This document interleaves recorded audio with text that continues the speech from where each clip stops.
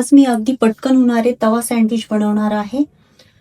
एकदम पटकन होतं ते सँडविच. चला तर मग आपण रेसिपीला सुरुवात करूया.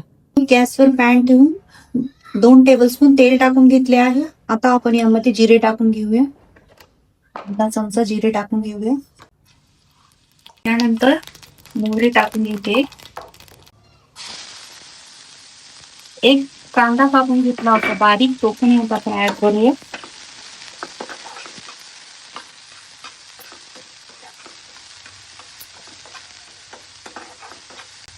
तीन हिरव्या मिरच्या बारीक कट केलेल्या त्या पण एक टाकते.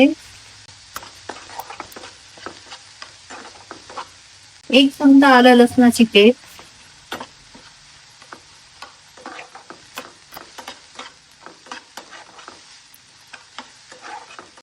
4 ते 5 कढीपत्त्याची पानं, ती पण यात टाकून घेऊ.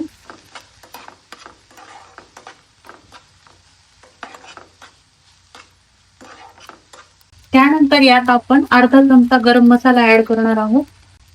1/2 चमचा हळद, हे पण आपण मिक्स करून घेऊया. हे पण आपल्याला छान परतून घ्यायचे आहे.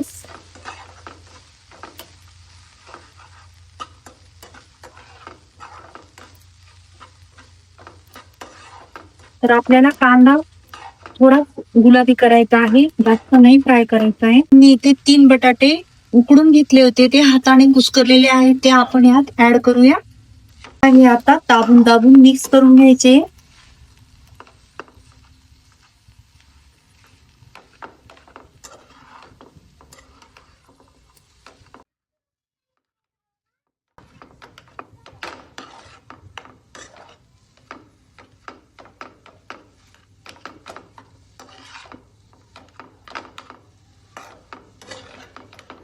मी इथे अर्धा लिंबाचा रस ऍड करणार आहे. तुम्ही आमचूर पावडर पण टाकू शकता.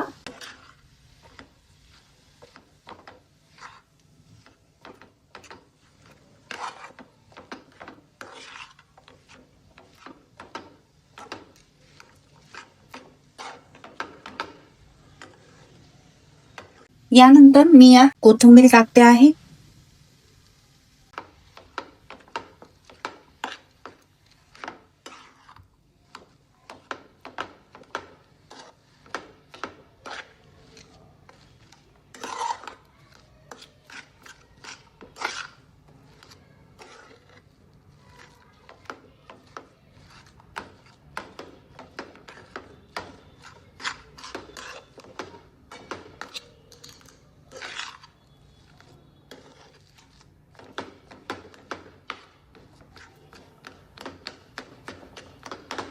आता चवीप्रमाणे मीठ टाकून घेऊया.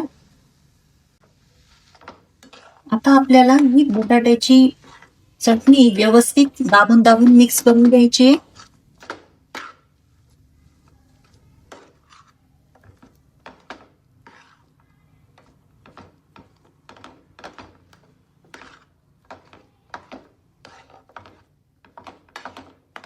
तर तुम्ही पाहू शकता आपली सँडविच साठी एकदम परफेक्ट अशी चटणी बनून झाली आहे.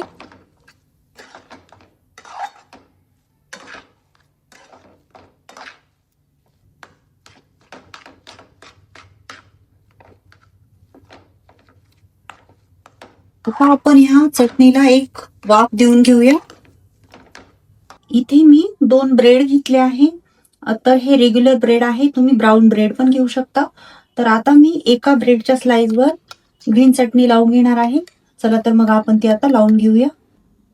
इथे मी पुदिन्याची चटणी लावून घेते आहे.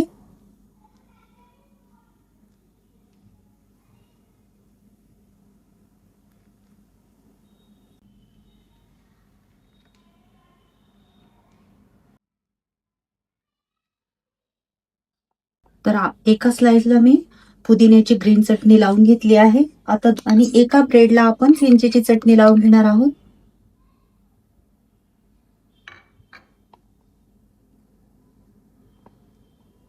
आपल्याला व्यवस्थित स्प्रेड करून घ्यायची आहे ती चटणी. आता मी इथे चीज टाकून घेणार आहे थोडे थोडे. तुम्हाला आवडत असेल तर तुम्ही काकडी, टोमॅटो ते पण टाकू शकता. त्याच्याने सँडविच अजून हेल्दी होईल. आता आपण यावर चटणी टाकून घेणार आहोत. जी आपण बटाट्याची चटणी बनवली ती पण आपल्याला हळूहळू चमच्याने दाबून दाबून स्प्रेड करायची आहे.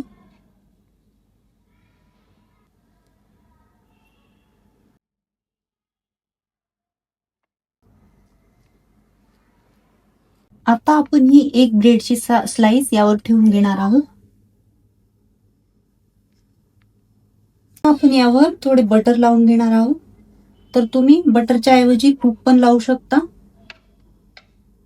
मी गॅसवर तवा ठेवला होता. तर आता आपण हे सँडविच जे आहे, जी साईड बटर लावलेलं होतं ते आपण उलट करून ठेवूया.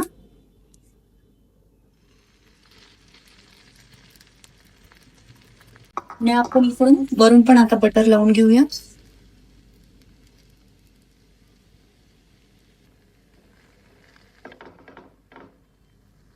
तर आपल्याला 3 मिनिटांनंतर सँडविच पलटून घ्यायचे आहे.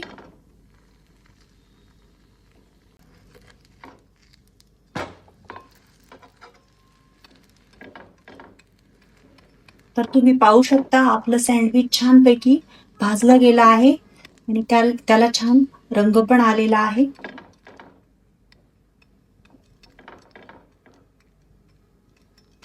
आपलं सँडविच दोघी साईडने भाजून झालं आहे.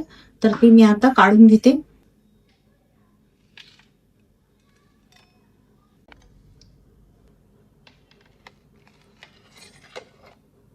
तुम्ही पाहू शकता आपलं सँडविच किती क्रिस्पी झालेले आहे. तर चला, तर मी आता तुम्हाला हे सँडविच कट करून दाखवते.